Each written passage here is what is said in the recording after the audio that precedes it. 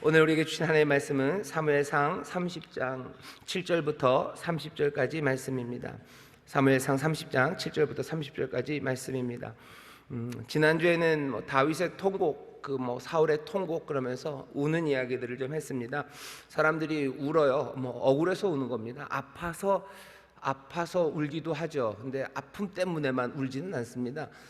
아이들 보면 알아요. 아이들 보면 막 넘어지고 여기 까져서 막 어마어마하게 울죠. 막 울어요. 그러다가도 또 뚝 그치기도 하고요. 그러다가도 또 막 웁니다. 아픈 건 계속 아플 텐데 어떤 때는 울고 어떤 때는 안 아픈 게 억울함이 있어요. 왜 나만 넘어졌을까 하는 억울함이죠. 왜 엄마는 나를 안 쳐다보나 하는 억울함이죠. 이 정도 울었으면 봐야 될 텐데 하는 여러 가지 생각들이 아이들도 울게 합니다. 사울도 울고 다윗도 울어요. 인생이 힘들어서만 우는 건 아닙니다. 힘들어서 우는 거면 올림픽 할 때 무슨 마라톤 뛰는 사람들 뛰면서 다 울면서 뛰게요? 그러진 않습니다. 힘들다고 아프다고 우는 거는 아니에요. 내 삶에 억울함이 있기 때문이죠. 억울함은 나 자신을 향하게 돼요. 왜 억울해요? 내가 능력이 없어서 억울해요.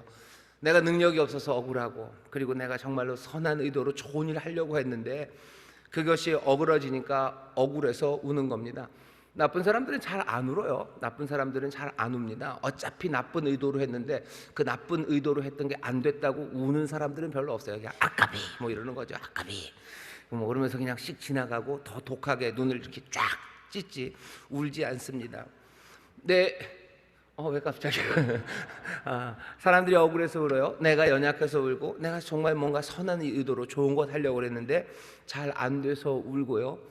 좋은 것 하려고 하지만 내가 부족한 삶이 만들어냈던, 어쩌면 나 스스로에 실망하는 삶이 나를 울게 만드는 겁니다. 그게 더 억울해요. 내가 못났지만 잘하려고 그런 거예요. 못나고 부족하지만 잘하려고 그런 거죠.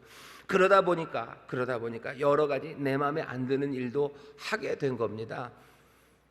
그냥 나 혼자 어떻게 될 거면 까짓 거 그냥 안 먹고 말아요. 하지만 내가 내 아이를 먹여야 되는 거예요. 그러니까 가서 일하는 거죠. 말도 안 되게 못나고 말도 안 되게 포악한 사람들, 정말로 상종하지도 않은 사람들과 왜 매일 얼굴을 맞대며 일합니까? 그렇게 추한 사람들, 그리고 못난 사람들에게 왜 내가 머리를 굽혀야 되는지 이해할 수가 없어요. 하지만 왜 그래요? 내가 부족하고 또 내가 해야 될 책임이 있으니 내 마음에 들지 않는 일들도 하면서 살게 됩니다. 왜 그렇게 삽니까? 그렇게 살지 말고 그냥 끝까지 고고하게 네 생각에 따라서 살아가야 되는 거 아니냐고 그렇게 사시는 분들도 있어요. 하지만 그렇지 않은 사람들이 훨씬 더 많습니다. 그러니 세상에 통곡이 많은 거죠. 그리고 눈물이 있는 겁니다. 다윗이 그렇게 통곡해요. 그 통곡은 어디를 향하냐면요, 어쩔 수 없어요. 하나님을 향할 수밖에 없습니다. 내가 왜 이러냐는 거죠. 왜 나를 이렇게 무기력하게 만들어 놓으셨고, 나를 왜 요만큼의 능력밖에 안 주셨냐는 거예요. 나에게 요만큼의 능력 주신 분이 하나님이시면 나에게 요만큼의 능력으로 살 수 있도록 그냥 해 주시지. 매번마다 다는 아니어도 그래도 몇 번은 나에게 고비를 넘게 하시고, 또 나에게 몇 번 위로하셔서 내가 이 어려움을 지나게 해달라고 얼마나 기도하고 얼마나 바랐는데 하나님은 왜 그렇게 대답하지 않으시냐고. 그러니 하나님 향한 통곡이 우리 가운데 점점 깊어져 갑니다. 그런 영혼의 어두운 밤의 시간들이 있다고 그랬어요. 다윗도 그렇고 사울도 그렇습니다. 근데 누구는 넘어져요. 거기서 일어서지 못하는 안타까운 사람들이 참 많습니다. 하지만 다윗은 거기서 일어서는데, 그 일어서는 이야기가 지난주에 6절 제일 끝에 아주 그냥 간단하게 한마디였어요. 다윗이 크게 궁급하였으나 그 하나님 여호와를 힘입고 용기를 얻었더라. 무슨 다른 게 있지 않아요. 하나님이 날 버리신 것 같고 내 인생이 굉장히 괴롭고 억울합니다. 눈물 나고 위험하고 어쩔 줄 모르는 거기에서 그 다음에 내가 일어나려면 뭘 해야 되는 것 같죠? 아니요, 아무것도 없어요. 아무것도 없지만 그 시간이 짧진 않습니다. 하지만 여전히 아무것도 없어요. 그 상황에서 다시 일어날 수 있는 무슨 특별한 방법이, 어떤 특별한 무슨 원칙, 주문, 해야 되는 프로그램, 뭔가 어디까지 가서 깃발을 꽂아야 되는 뭔가가 있다면 까짓거 해볼 거예요. 그런데 그런 게 없죠. 그런 게 없어요. 그러니 어쩔 줄을 몰라 합니다. 하지만 그런 게 없이도 일어설 수 있다는 건 우리에게 소망이 됩니다. 어떤 프로그램이 없어도 돼요. 뭔가를 내가 바칠 게 내게 남아있지 않아도 돼요. 내가 주저앉고 통곡하는 곳에서 일어나는 건요, 그냥 텅 빈 아무것도 없는 곳에 뭐라고 돼 있어요? 그 하나님 여호와를 힘입고 용기를 얻는 거라고. 오직 주님만이 힘이 돼요. 주를 신뢰하는 그 믿음만이 우리를 일으키는 겁니다. 믿음이 흔들려서 울고 있는 거죠. 그런데 결국은 내가 일어서게 하는 것도 여호와 내 주님을 믿는 믿음입니다. 사람들이 그런 얘기 많이 해요. 사람들은 어쩔 수 없어요. 넘어진 그곳에서 일어나는 거예요. 넘어진 데서 일어나요. 길 가다가 넘어졌는데 병원에서 일어나면 그거 안 좋은데, 결국은 어디서 일어납니까? 넘어진 그곳에서 일어나는 겁니다. 믿음이 흔들려서 넘어졌어요. 그리고 통곡합니다. 어떻게 내가 기쁨으로 일어섭니까? 내가 믿음으로 일어서는 수밖에 없습니다. 다른 것 없습니다. 자, 그런데 그런 다윗이요, 믿음으로 훅 일어섰습니다. 그리고 나서 어떻게 하시는지 보세요. 믿음으로 일어난 사람들, 그 사람이 이제 새 삶을, 그리고 새로운 일들을 시작하는데 그 일들이 놀랍습니다. 그리고 그렇게 펼쳐지는 상황들은 사람들을 당황하게 하고 또 기대하게 합니다. 오늘은 그 얘기입니다. 자, 다윗이 일어났습니다. 그 다음에 어떻게 하나 보셔요. 7절부터 10절까지입니다. 다윗이 아히멜렉의 아들 제사장 아비아달에게 이르되 청컨대 에봇을 내게로 가져오라. 아비아달이 에봇을 다윗에게로 가져오매 다윗이 여호와께 묻자와 가로되 내가 이 군대를 쫓아가면 미치겠나이까? 여호와께서 대답하시되 쫓아가라. 내가 반드시 미치고 정령토로 찾으리라. 7절 8절 보셔요. 다윗이 묻습니다. 일어나요. 그리고는 여호와께 묻습니다. 쫓아갑니까?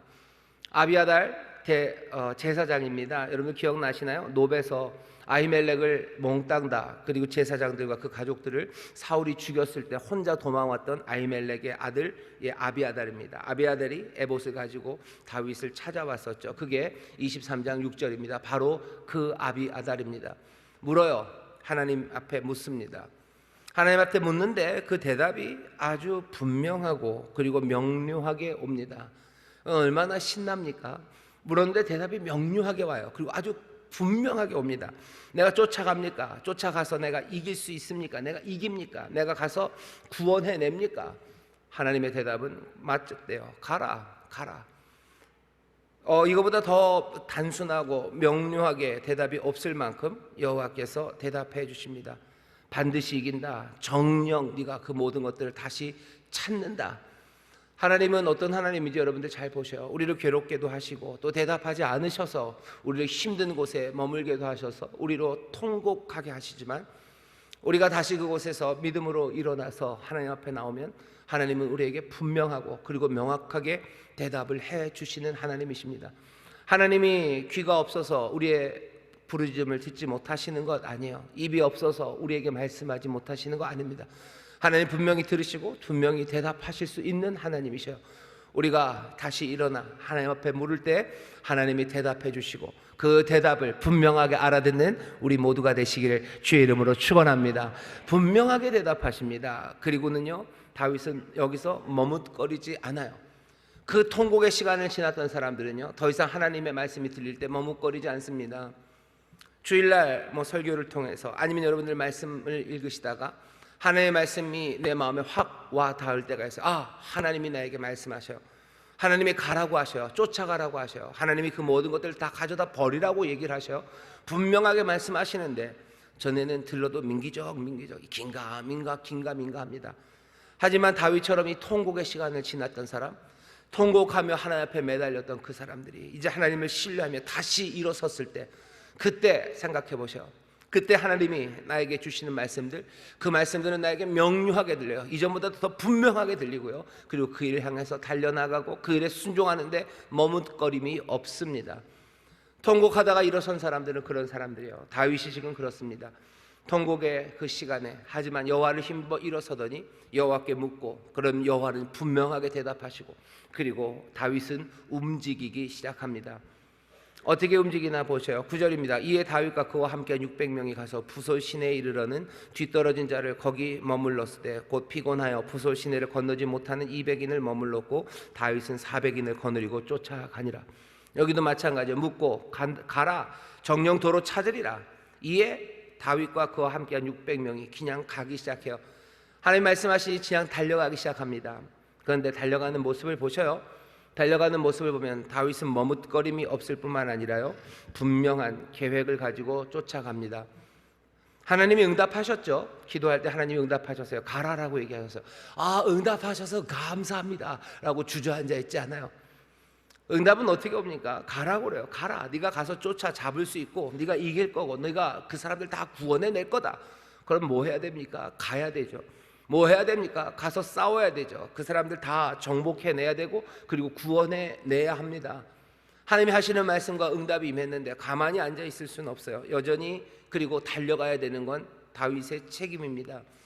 다윗은 그 책임을 알아요. 응답은 왔습니다. 하지만 여전히 다윗의 책임은 분명한 계획을 세워서 이 600명을 데리고 이 군대로 그 사람들 가서 이기고 아말렉을 이기고 그리고 그 사람들 구원해내야 되는 거 여전히 누구 일입니까? 다윗 일입니다.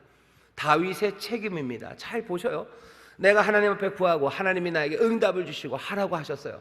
그 다음에 그러면 다 끝났네요. 아니, 다 끝났나요? 아니지. 예, 다윗은 가야 합니다. 다윗은 가야 돼요. 거기 또 물어봐요. 다윗 어떻게 갈까요, 하나님? 600명이 있는데 몇 명이 갈까요? 묻나요? 아니요, 묻지 않습니다. 하나님 무슨 가는데 뭐 1진을 앞에다 세울까요? 2진을 앞에다 세울까요? 끝없이 묻지 않아요. 다윗은 그냥 자기의 책임, 내가 해야 될 일이 뭔지 압니다. 아, 뭐 오른발부터 걸을까요? 왼발부터 걸을까요? 오늘 뭐 아이들이랑 달려가서 적과 싸워야 되는데 점심을 먹을까요, 말까요? 저녁에는 뭐 잘까요, 말까요? 몇 시간을 자야 되나요? 그런 거 묻나요? 아니요, 안 묻습니다. 내가 여호와를 힘입어 일어났어요. 내가 하나님 앞에 간구하니 하나님이 나에게 응답 주시고 나에게 대답해 주셨어요. 그러니 나는 내가 해야 할 일이 뭔지 압니다. 그리고 내 책임이 뭔지 압니다. 그 다음에 어떻게 해요? 다윗이 내게 주신 모든 나의 힘과 그리고 자신의 지략을 통해서 지금 전쟁에 나가는 거예요. 여러분, 이 이야기가 너무 간단해요. 오늘은 조금 더 그래도 복잡합니다. 자세합니다. 다른 전쟁이나 다른 순종의 이야기들을 보면 얘기들이 너무 간단해요. 그죠? 하나님이 가라 하셨으니 뭐 가서 뭐 기적이 일어났다. 아주 짧게 되어 있습니다. 하지만 잘 생각해 보셔요. 받은 응답은 하나님이 가라고 하신 말씀이요, 네가 승리한다는 말씀이에요. 그리고 그 다음은 또 물어봐야 됩니까? 또 물어봐야 되나요? 하나님이 다윗에게 주신 능력들이 있어요. 다윗은 그것들을 최선을 다해서 사용합니다. 오늘 여기 본문을 보셔. 다윗의 묻자가 가로되 이 군대를 쫓아가면 미칩니까? 그래, 미친다. 정령 도로 찾는다. 이에 다윗과 그와 함께한 600명이 갑니다. 이것도 작전이에요. 600명이 가요. 아, 여기 시글락에다 사람을 남겨놓지 않았기 때문에 다 털렸어요. 그럼 이 600명이 어떻게 됩니까? 누군 여길 지켜라. 아니요, 다윗은 그렇게 안 해요. 다 가자요. 왜? 시글락은 다 털렸죠. 우리가 지켜야 됐던 내 가족들 다 잡혀갔죠. 모든 것들은 불타고 빼앗겼죠. 조금 남아봤자, 남은 것 있어봤자 그 땅을 지키는 게 무슨 의미가 있습니까? 내가 아기스에게 받은 시글락을 꼭 지켜야 돼요? 거기다 명패 지켜놔야 돼요? 아니요, 다윗은 그렇게 생각하지 않았어요. 600명 다 가자. 이거 다윗의 판단입니다. 600명 가자. 어디로 가요? 부솔 시내로 가자. 어디로 가냐고 다윗이 물어요. 하나님 어디로 갑니까? 어디 가서 쫓습니까? 뭐 말발굽이다, 아니면 사람들 간 모습들은 아마 이쪽으로 도망간 것 같은데 거기가 맞습니까? 이 사람들 일로 도망간 게 아니라 딴 데로 도망간 겁니까? 어디로 간 겁니까? 아니요, 그런 거 안 물어봐요. 다윗 전쟁 많이 한 사람입니다. 아말렉이 어딘지를 알아요. 얘네들이 어떻게 돌아다니는지 알죠. 그리고 거기에 흔적들 보면 어떻게 쫓아가야 되는지 다윗은 압니다. 600명을 데리고 가요. 그 판단은 누가 한 거예요? 다윗이 하는 겁니다. 부솔로 가자. 부솔로 내려갑니다. 거기 부솔을 가는데 뒤떨어진 자 거기 머무릅니다. 600명이 가다 보니까 힘들어하는 사람들이 있어요. 지치죠. 아무래도 모든 사람들이 다 똑같을 수가 없어요. 뭐 20살짜리도 있을 거고 뭐 50대도 있을 거고, 그러니 누구는 아주 뭐 팔팔하게 뛰지만 누구는 지쳐갈 겁니다. 또 누구는 그때만 뭔가 몸이 아프든지 뭐 감기가 걸렸든지 그래서 지친 사람들도 있을 거고, 그러니 어떻게 해요? 몽땅 다 같이 가려면 제일 늦은 사람의 속도에 맞출 수밖에 없겠죠. 같이 가려면 그래야 됩니다. 다윗 판단하는 거예요. 다 가서 600이 가서 싸워야지. 아무래도 싸울 때 힘이 되겠지만 지금 중요한 건 뭐예요? 따라잡는 거예요. 따라잡아서 아말렉이 뭐 지들 성에 튼튼하게 들어가기 전에 길거리 있을 때 싸워야 돼요. 누가 판단하는 거예요? 다윗이 판단하는 거예요. 병력이 다 거기 가는 것보단 빨리 가는 거, 그게 훨씬 더 중요하다고 누가? 다윗이 판단합니다. 그러니 늦게 가는 사람들 퇴근하지 않아요. 괜히 퇴근한다고 더 빨리 달립니까? 여러분들 제가 책을 한다고 여러분들이 100m를 20초에 뛰실 수 있으실 것 같으세요? 못 뜁니다. 못 뛰실 거예요. 예. 저도 재봤는데요, 안 되겠더라고요. 다윗은 빨리 쫓아가야 된다고 판단을 한 거예요. 빨리 쫓아가는 거 지친 사람들 늦어져요. 그리고 당연히 짐들 많습니다. 그거 다 들고 다니는 거 힘들어요. 짐들 내려놓으라는 거죠. 짐들 다 내려놔라. 우리 빨리 쫓아가야 돼요. 왜 빨리 쫓아가야 돼요? 아이들이 어떻게 될지 몰라요. 여기 그렇게 노골적으로 그 얘기가 있진 않지만 다윗의 아내 둘이 잡혀갔어요. 뭐 아름다운 여인일 겁니다. 다윗의 부인만 아니에요. 그리고 또 이 모든 사람들의 부인들, 딸들 잡혀갔어요. 남자는 조금 덜하지만 여자들은 그런 문제가 좀 있습니다. 몸이 더럽혀진다는 거죠. 하루라도 늦으면 안 돼요. 조금이라도 늦으면 안 돼요. 남자들은 뭐 좀 더 얻어맞고 뭐 그러면 그래도 좀 회복될 것들이 있지만 이렇게 다른 남자들에게 뭐죠? 학대당하고 다른 남자들의 무슨 음욕의 대상이 된 여인들, 그 여인들은 뭐 평생에 어떻게 할 수가 없는 거예요. 시간 없습니다. 빨리 가야 됩니다. 내 안에 내 딸들이 잡혀 있는 거예요. 그러니 지친 사람들, 아니요, 지쳤어. 그럼 너희들은 여기 남아 있어요. 그냥 남아 있는 거 아니라 우리의 짐들 다 여기를 두고 가겠다는 거죠. 왜? 지금은 빨리 가야 돼요. 빨리 가야 됩니다. 누가 판단하는 거예요? 다윗이 판단하는 거예요. 빨리 가자.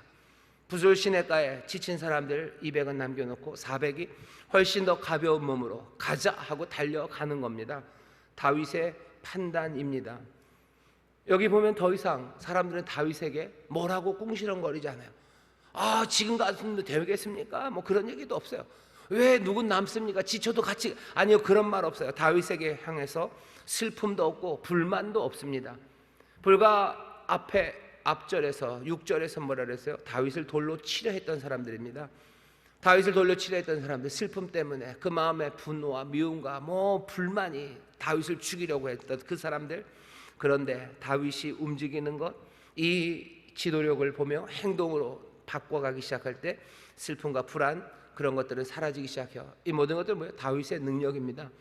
다윗은 능력 있는 사람이에요. 다윗은 힘 있는 사람입니다. 이 판단 다윗이 해요. 그리고 사람들의 마음을 확 끌어가는 거죠. 슬픈 사람, 분노했던 그 사람들을 달려가게 만드는 거, 그거 다윗의 능력이에요. 하나님 앞에 다윗이 뭐 그런 기도했어요. 하나님, 내가 하는 말이 상처가 될지도 모르지만 이 사람들에게 내가 뭐라고 말해야 됩니까? 내가 무슨 작전을 짜야 됩니까? 이 일을 해야 됩니까? 저 일을 해야 합니까?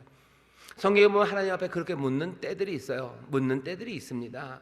정말로 절박하고 하나님의 도우심이 필요한 그때들이에요. 하지만 다윗의 이야기도 여러분들 들어보셔요. 내게 주신 능력과 그리고 내게 주신 힘들, 그리고 내게 주신 어쩌면 귀한 자질들, 여러분들 그것들로 힘차게 달리십시오.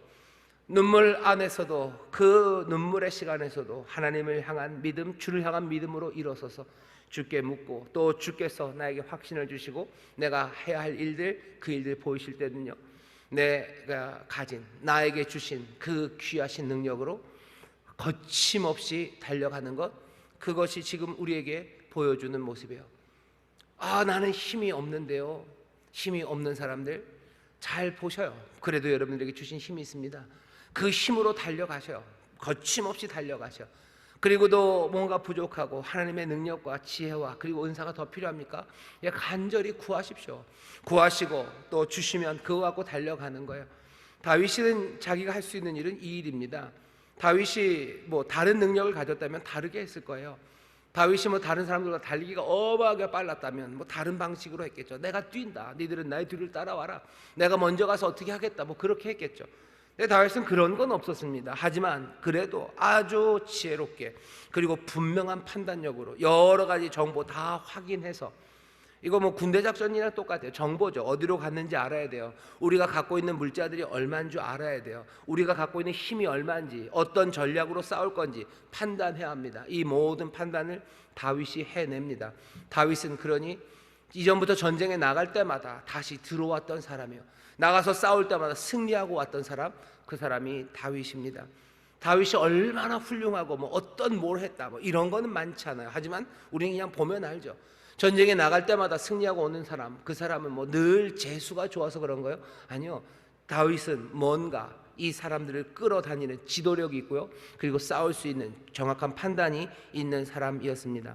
자, 이런 다윗이 달려가는데 이상한 이야기들이 나옵니다. 11절에서부터 15절까지입니다.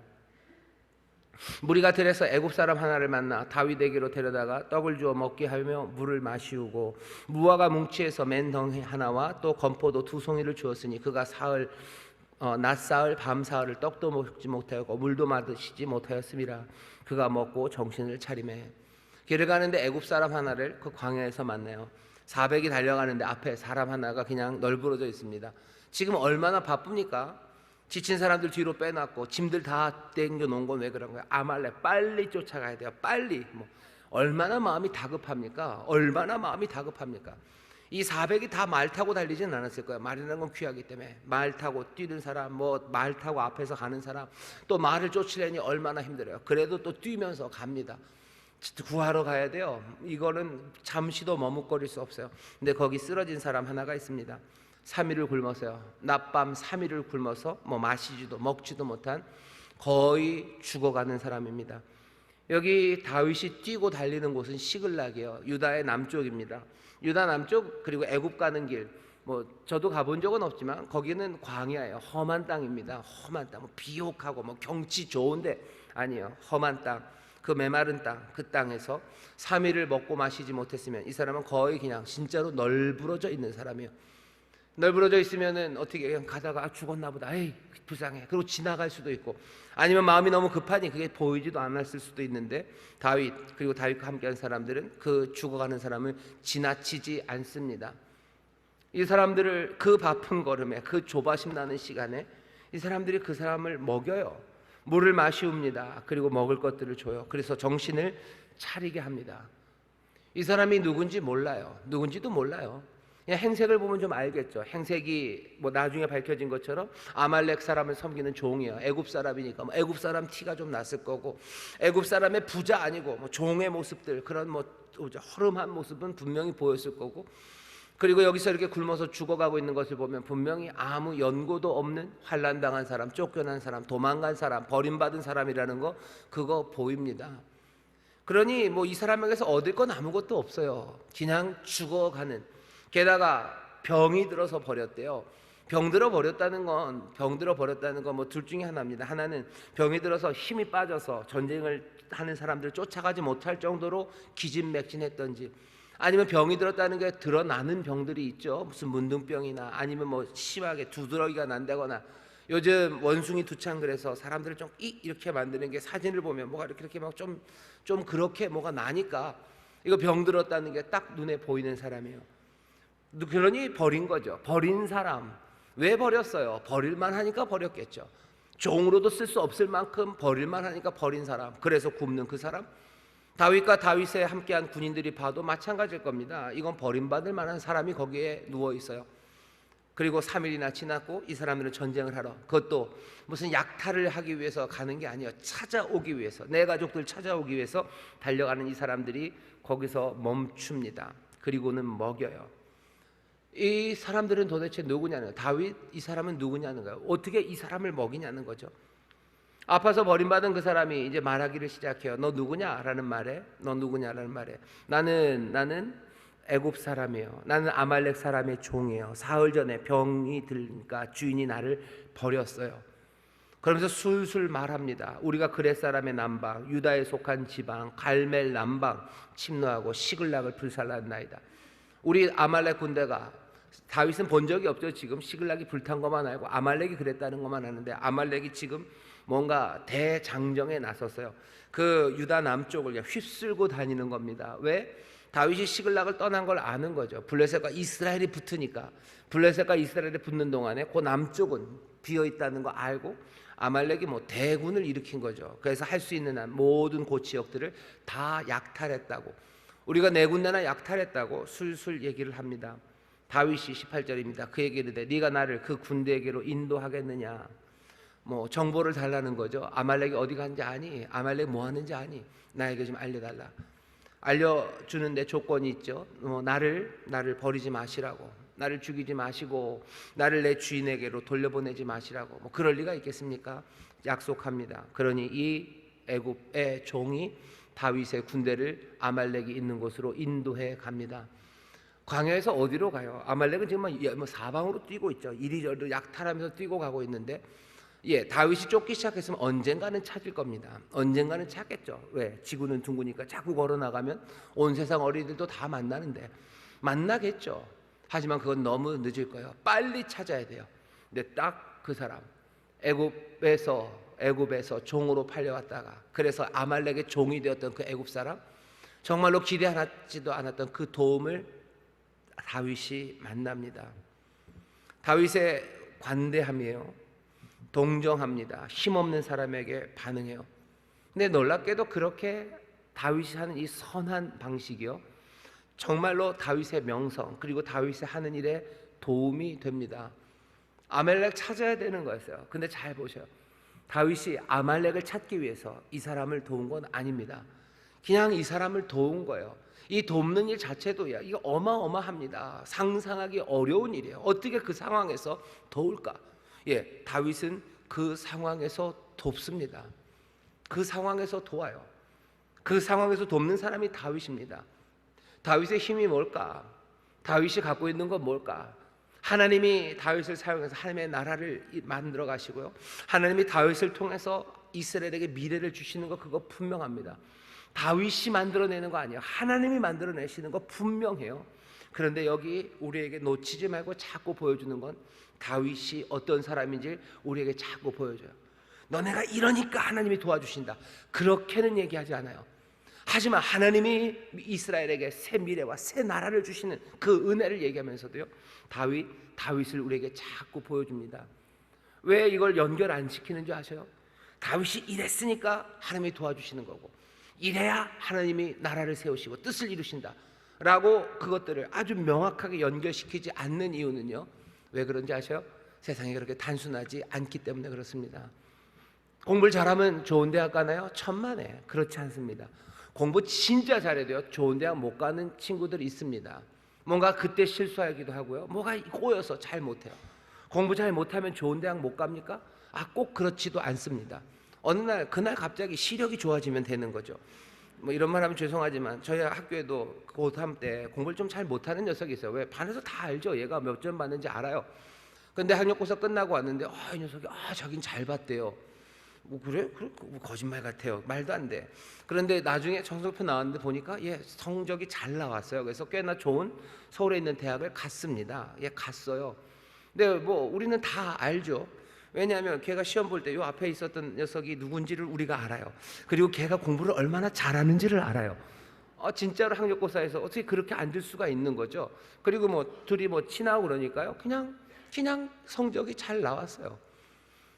하나님이 우리에게 좋은 것 주시는데요, 이건 우리가 이렇게 좋은 일을 해야만 너희가 그것을 받는다라고 아주 단단하게 묶어 놓지 않으셔요. 그냥 이렇게 얘기하시는 거예요. 하나님이 은혜로 우리에게 주셔요. 하나님이 이스라엘에게 복된 미래를 주셔요. 그리고 여기 이렇게 아름다운 다윗이 그들의 왕으로 부름 받았어요 라고만 얘기하는 거지. 다윗이 요거가 있어서 하나님이 이 사람을 요렇게 왕이 되게 했다고 안 합니다. 아닌데요, 여호와의 마음에 들었다고 그러는데요, 마음에 합했다고 그러는데, 마음이 합했다고 뭐요? 애매하게 얘기하셨죠. 마음이 합했다는 게 뭔데요? 마음이 합했다는 게 뭔데? 그거 명확하게 얘기하십니까? 1번, 2번, 3번, 4번 뭐 요만큼 50% 40% 아니요, 그렇게 얘기하지 않으셔요. 하지만 우리에게 계속해서 보여주십니다. 하나님께서 이스라엘의 미래를 가져다 주시고 새 세상을 여시는데, 여기 다윗을 들어 사용하시는 거, 이건 분명해요. 다윗을 봐라 하는 거죠. 관대하면, 길 가다가 누구를 살려주면, 길 가다가 5명을 살려주면 좋은 일 하나, 길 가다가 뭐 사람들 10명 살려주면 이제는 뭐 가중치가 붙어서 좋은 일 5개. 하나님이 그렇게 하진 않으셔요. 그러니 하나님 앞에 우리가 말할 수 없게만, 하나님이 좀 묘하시죠. 말할 수 없게 만데, 하나님 내가 착한 일 다윗처럼 5개를 했는데 왜 1도 안 주시냐고. 다윗에겐 5개를 줬으니 난 적어도 3개는 주셔야 되는 거 아니냐고. 하나님이 그렇게 얘기하지 않으셨기 때문입니다. 하나님이 시건하지 않으셔요. 하나님이 그렇게 약속하셨으면서도 지키지 않는다면 하나님이 시건하신 거겠죠. 오늘 말씀을 보세요. 그렇게 얘기하십니까? 그렇게 얘기 안 하셔요. 그렇게 얘기하지 않으셔요. 하지만 우리의 마음을 떠나지 못하게 하셔요. 우리의 마음을 계속해서 여길 보게 하셔요. 다윗 그 관대함, 도대체 이 사람은 뭘까 하는 거죠. 그렇게 단호하게 막 달려가고 200명은 남아도 좋다. 뭐 전력을 더 많이 가져가야 되는 거 아닙니까? 아니, 따라잡는 게 급한 200명은 여기 남고 너희들 아예 짐들도 다 내려놓고 싸울 것 그것만 들고 가자. 싸울 것만 들고 가자. 그렇게 단호하게 판단하고 달려갔던 그 사람 앞에 3일 굶어 죽어간 애굽 종 하나가 길거리에 누워있는데 어떻게 그렇게 질풍노도처럼 달리던 그 사람이 또 그 사람을 위해서 발걸음을 멈춥니까? 그리고 그 사람은 어떻게 먹입니까? 근데 다윗은 그런 사람입니다. 관대함을 보이는 사람이에요. 달려가는 중에서 쓰러져 있는 사람을 위해서 멈추는 사람, 그 사람이 다윗입니다. 그 사람이 왕이에요. 왕은 누굴까 하는 거. 왕은 누굴까? 달려가는 사람이요, 지도력 있는 사람이요, 그렇게 힘차게 뛰어가지만 그 능력이 위대하지만 쓰러진 사람, 그 사람 위해서 멈춰 섭니다. 우리는 이 왕보다 더 위대한 왕을 압니다. 그 위대한 왕은요, 이 세상 모든 것들을 다 창조하신 분이셔요. 그 창조하신 분, 그 모든 것들을 손에 붙잡으시니 그분이 세상을 다스리시는 이가요, 그분이 이 땅에 오셔요. 그분 앞에 놓여있는 죽어가는 사람들입니다. 인류를 위해서, 그 정도면 대단해요. 인류를 위해서뿐만 아니라 하나님의 역사가 진행되어 가고 하나님의 역사가 하루하루 그 뜻을 따라 달려가는 가운데 어쩌면 아무것도 아닌 것 같은 저와 여러분, 우리 삶 하나, 내 삶 하나가 그 역사에 쓰러져 있는 거죠. 사흘을 굶는 것처럼 쓰러져 있고 상처받아 쓰러져 있는데 그 세상의 주관자와 우주를 다스리고 우주를 붙잡으시고 그 모든 역사를 주관하시는 그이가 멈춰 서시는 겁니다. 그분이 나를 찾아오시는 거예요. 그분이 나를 만나시는 거예요. 그리고 그분이 흘리신 피와 그 살을 우리에게 먹이시는 거예요. 어떻게 이런 왕이 있습니까? 어찌 이런 왕이 있습니까? 우리 앞에 서신이는 할 일이 없어서 여기 서신이가 아니에요. 그냥 한없는 부드러움만 있는 분 아니에요. 이분은 세상의 모든 것을 창조하시고 주관하시고, 세상이 얼마나 기계적으로 돌아갑니까? 아주 차갑게 돌아가요. 한치의 오차도 없이 따박따박 그 자연이 돌아가고요, 그 자연을 주관하시는 이가 그 역사도 한치의 오차 없이 하나하나 따박따박 분명하게 아버지의 뜻과 아버지의 영광을 위해서 진행해가는 바로 그 과정 가운데 지치고 죽어가는 우리 하나하나를 만나시는 거예요. 지나가셔도 되죠. 지나가도 상관없는 거 아닙니까? 아니요, 멈춰 섭니다. 그리고 우리를 일으켜 세우시고 힘없는 우리의 말과 그리고 우리의 탄식에 반응하셔요. 내가 네 탄식을 들었다, 내가 네 부르짖음을 들었다라고 말씀하시는 이는 여호와십니다. 그분은 우리 주님이십니다. 여러분들, 여기 이 다윗을 보세요. 다윗이 훌륭하죠. 훌륭한 다윗을 보면서 우리의 마음에 우리의 삶을 다시 한번 돌아보십시오. 또 이 다윗을 보면서 누구 생각해야 되는 거예요? 우리 주님 생각하셔요. 주님, 이런 분이셨군요. 주는 이런 분이셔요. 바로 그런 분이 다윗보다도 더 위대한 그 영원하신 왕, 이 왕이 하나님의 선하신 뜻, 그 미래를 가져다 주시는 겁니다. 이스라엘에게 미래를 가져다 주기 위해 다윗이 그 미래를 가져오게 하신 것처럼 이제는 우리 주 예수 그리스도를 통해서 우리의 미래, 우리의 앞날이 주 안에서 주님 때문에 우리에게 펼쳐지는 거 아닙니까? 새하늘과 새 땅, 그 영원한 나라뿐만 아니라 주와 함께 하루하루 복되게 살아가는 그 삶이 이 주님 때문에 펼쳐지기 시작하는 겁니다. 이 자비하심이, 이 관대함이 지금 펼쳐져요. 이 관대함은 여기서 끝나지 않습니다. 좋은 정보를 받고 쫓아가죠. 쫓아가서 싸웁니다. 싸움은 어떻게 싸웠는지는 자세하게 알 필요도 없어요. 분명히 이깁니다. 가서 싸워요. 근데 보니까 16절입니다. 그가 인도하여 내려가니 그들이 온 땅에 편만하여 블레셋 사람의 땅과 유다 땅에서 크게 탈취하였음을 인하여 먹고 마시며 춤추는지라. 아말렉은 신났어요. 그죠? 신났죠. 다 이겼어요. 블레셋과 이스라엘 전쟁하는 그 중간에 뭔가 싸우는 그 불안한 틈을 우리가 잘 이용한 거죠. 그 남쪽을 완전히 그냥 다 뺏어 먹은 거예요. 얼마나 즐겁고 재밌습니까? 나를 쫓아올 사람도 없어요. 누가 어떻게 블레셋이 쫓아요? 블레셋과 사울이 지금 붙었는데 아무도 우리를 쫓아올 사람도 없고 우리는 아주 대성공을 거둔 거예요. 그러니 즐겁고 행복들 하십니다. 너무너무 즐겁고 행복해요. 그러니 전쟁터, 자기 집도 아닌데 나와서 먹고 마시고 춤추고 난리가 났죠. 하지만 다윗이 쳐들어갑니다. 전쟁은 금방 끝나지는 않아요. 새벽부터 다음날 저녁 때까지, 다음날까지 싸웠다고 되어 있습니다. 17절, 다윗이 새벽부터 이튿날 저물 때까지 그들을 치매 이건 치열한 전투입니다.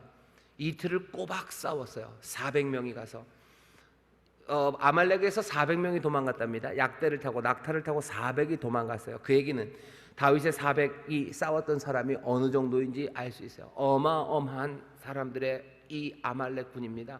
온 그 남쪽을 다 정벌하기 위한 정벌군을 만들어서 나온 아말렉이요. 그 아말렉과 400이 싸우는 거예요. 진짜 정말로 피 터지게 싸운 거죠. 아침서부터 새벽서부터 다음날 저녁까지 싸웁니다. 여러분들 권투해 보셨나요? 권투는 진짜 어렵습니다. 무슨 3분이 1라운드예요. 3분 1라운드고 아마추어는 3라운드.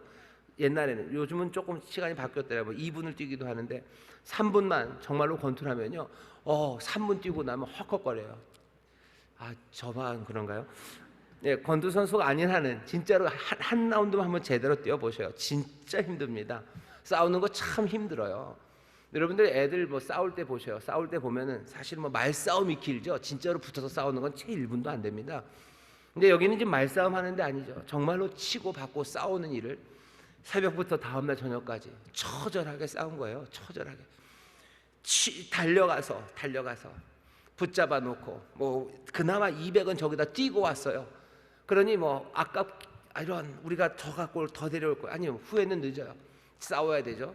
늦출 수 있습니까? 안 돼요. 바로 가야 되는 거예요. 와, 우리 아말렉 찾았다. 무슨 도움이 필요하니 와라. 그렇게 부를 수도 없죠. 그냥 가서 싸워야 되는 그 전투를 합니다. 치열한 싸움이에요. 정신없이 싸웁니다. 하지만 이 치열한 전투의 끝은 우리가 압니다. 다 도망가요. 400명 빼고는 남는 사람이 없게 만들어요. 다윗이 아말렉 사람이 취하였던 모든 것을 도로 찾습니다. 다 찾아요. 아내도 찾고 자녀들 찾아요. 하나도 잊어버린 거 없어요. 아무것도 잊어버린 것 없이. 여호와께서 그러셨죠. 가라, 쫓아가라. 네가 이길 거다. 그리고 네가 그들을 다 구해낼 거다. 다윗은 그거 믿고 달려가는 거예요. 그거 믿고 달려가니 관대함, 그것도 지나가는 길에 보일 수 있는 겁니다. 하나님의 은혜와 능력이 나와 함께함을 믿으니 세상이 생각하지도 기대할 수 없는 그 방식들로 가는 거예요. 세상이 기대할 수 없었던 과감함과 용감함, 세상이 기대할 수 없었던 그 관대함과 은혜, 그것으로 달려가기 시작하는 것. 왜 그래요? 하나님의 약속의 말씀이 있기 때문이에요. 하나님의 약속 붙잡고 내가 가진 능력 다 발휘해서 내가 아는 의로움의 삶들, 그것들을 놓치지 않고 이 일을 새벽부터 밤까지 달려나갔더니 하나님께서 아무것도 잃어버리지 않고 그대로 다 돌려주셨어요. 그대로만 받았습니까? 아니죠. 아까 애굽 그 종이 얘기해줬죠. 이 남쪽을 다 탈탈 아말렉이 털었어요. 시글락만 턴 거 아닙니다. 거기 보면 여러 턴 곳들이 나오죠. 그 턴 곳들에 있는 것, 갈멜 지방, 무슨 남방 유다, 그레세 남방, 거기서 털어서 약탈하고 탈취했던 것들이 얼마나 많겠습니까? 그러니 시글락에서 한 게 정확하게 4분의 1씩이라고 그래도 시글락 빼앗긴 것보다 적어도 3배를 더 다윗이 얻어갑니다. 하나도 잃어버리지 않았어요. 몽땅 다 찾았어요. 소떼와 양떼를 다 탈취했어요. 하나님이 회복하게 하시는데 이렇게 넘치게 회복하게 하셔. 그 모든 소떼들이 이끌고 오면서 뭐라 그래요? 이건 다 다윗 왕의 거라고, 이건 다 다윗의 거라고 노래하면서 옵니다. 늘 그렇죠. 전쟁에서 승리한 왕에게 그 말이 가는 것처럼 그렇게 노래를 부르며 사람들이 옵니다. 다윗은 어느샌가 왕처럼 보이기 시작해요. 왕입니다. 왕, 모든 것들을 다 되찾아 회복하고 그리고 풍성함으로 돌아오는 그분, 그런 왕의 모습이 다윗에게서 보이죠. 우리에게도 이런 왕이 있음을 압니다. 우리 빼앗겼던 자들을 다 살려내시고요, 그리고 또 거기에서 넘치도록 채우시는 은혜, 그것들을 들고 오시는 왕이요. 우리가 예수 우리의 왕이라고 할 때 그 왕은 우리를 폭력으로 다스리는 그런 왕 아니에요. 그 왕은 우리를 지키셔요. 혹시라도 우리가 빼앗겨져 가면 다윗이 그 사자와 곰의 이빨, 그 입에서라도 그 발에서 찢고 그 양들을 찾아오듯이 우리의 왕은 우리를 지키시는 분이셔요. 우리를 잃지 않게 하십니다. 달려오셔요. 건져내시고 거기서만 끝나지 않습니다. 더 풍성한 것들로 채워주시는 줄 믿습니다. 자, 그 왕이 달려오는데 다 모든 것들을 찾아오는데 문제가 하나 생겼습니다. 뭐냐면 싸웠던 사람들이 안 싸운 사람들과 전리품을 나누고 싶지 않다는 거예요. 여기 200명 부솔 시내에 있죠. 이 사람들에게는 처자는 돌려줘야죠. 자기 가족들은 다 돌려주라. 하지만 전쟁에서 싸운 거 어마어마하게 많았죠. 적어도 한 3배쯤 됩니다.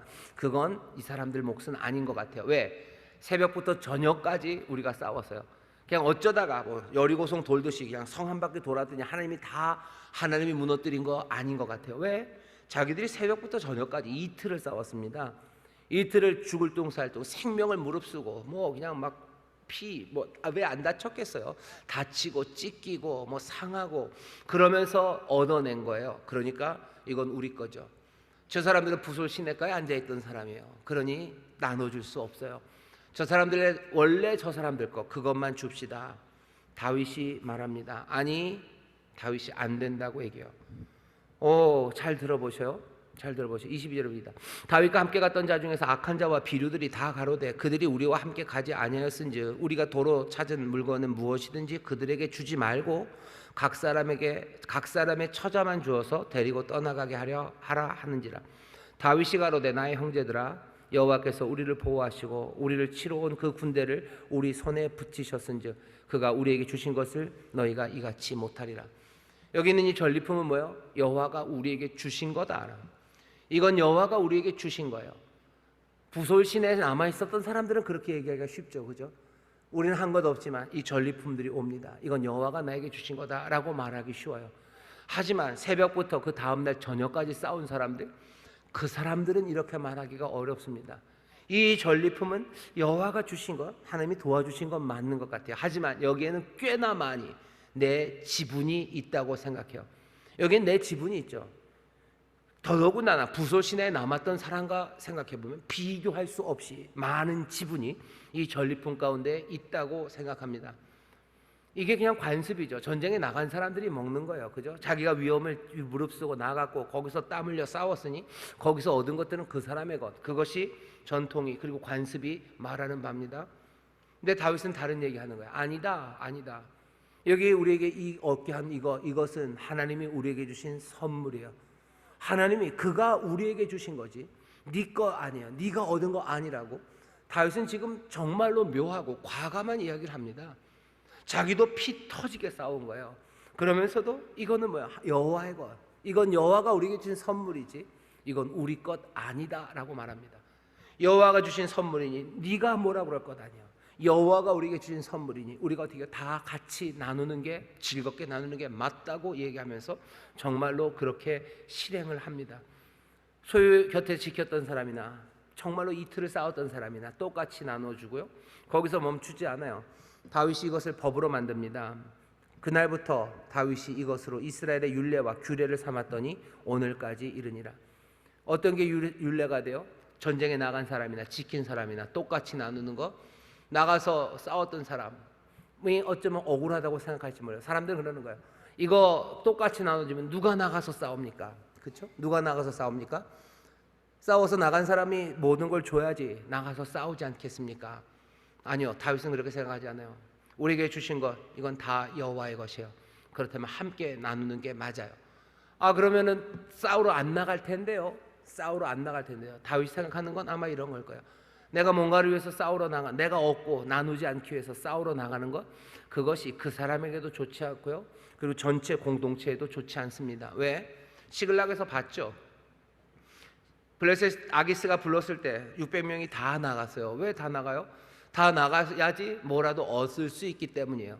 전쟁은 늘 그랬어요. 남아있는 사람에게는 몫이 없습니다. 나가서 싸운 사람에게만 줬어요. 그러니 뭐라도 좀 얻기 위해서는 이 원통하고 가난하고 빚졌던 사람들 기회만 나가면 손들고 나가서 싸우려고 하는 거죠. 위험하지만 나가서 싸워야지 내가 얻습니다. 그러니까 몽땅 다 간 거예요. 아무도 지키지 않은 거예요.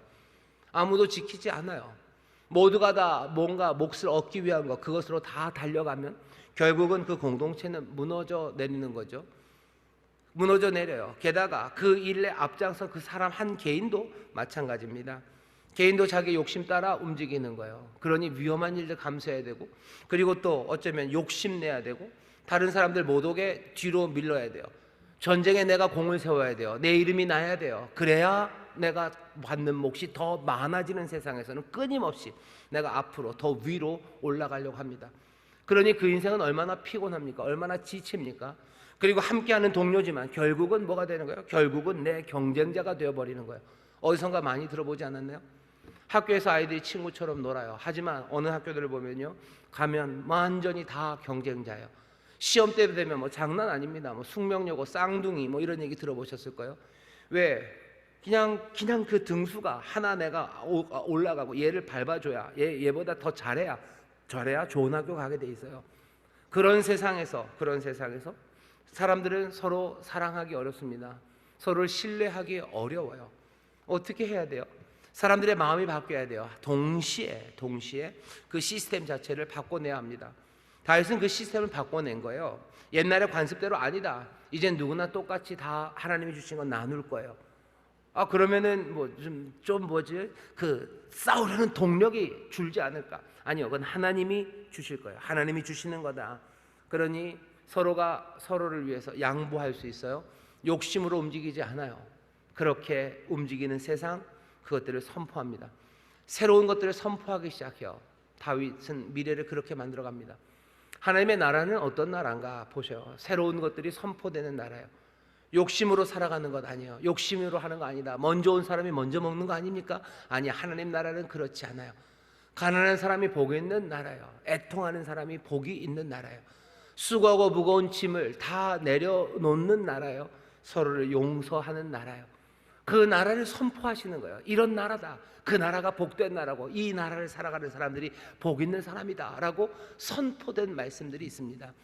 예전의 사회적인 관습, 예전의 방식대로 살면서 하나님의 은혜와 그리고 왕이 우리를 인도해 가시는 그 나라를 살 수 없습니다. 왕이 뭐라고 얘기하시는지 잘 들으셔요. 예수님 뭐라고 얘기하시는지 잘 들으셔요. 안 그러면 우리의 믿음이 혼란해집니다. 마태복음 21장에 보면 예수님께서 천국을 비유하셔요. 천국은 이런 것 같다. 포도밭이에요. 포도원 주인이 일할 사람들을 부르러 옵니다. 아침 일찍부터 가서 오늘 하루 일하면 10만 원 줄게 불러요. 그 사람들 성실한 사람들이죠. 아침 일찍 나와서 일하기 시작해요. 또 시간이 지날 때마다 계속해서 주인은 나가서 사람들을 불러요. 와라, 포도밭에서 일하면 하루 일당 줄게, 10만 원 줄게. 사람들이 또 늦게 와요. 문 닫을 때 해지기 전쯤까지도 부릅니다. 그리고 나서는 이제 해지기 전에 온 사람이면 얼마 일도 안 했죠. 다 끝났어요. 그리고 나서 이제 일당을 주기 시작해요. 제일 늦게 온 사람부터 줍니다. 약속했던 일당, 정말로 하루 일당 10만 원을 득 줘요. 그러니 이쪽에 처음 온 사람들은 뭐가 기대가 되기 시작하는 거죠. 왜? 와서 1시간도 채 일하지 않은 사람이 10만 원을 받아갔으니 내가 오늘 10시간도 넘게 일했으니 적어도 10배는 아니어도요, 뭔가 더 많이 올 것 같아요. 근데 이상하죠. 다 받았는데 다 똑같이 10만 원 일당을 그냥 그대로 받았어요. 그랬더니 제일 먼저 온 사람이 뭐예요? 화가 나는 거예요. 왜 이러냐고. 이렇게 나쁠 수가 있냐고. 당신 뭐 하는 사람이냐고. 주인이 뭐라고 그러는 거예요? 내가 선함으로 네가 나를 악하다고 하느냐? 내가 선함으로 네가 나를 악하다고 하느냐?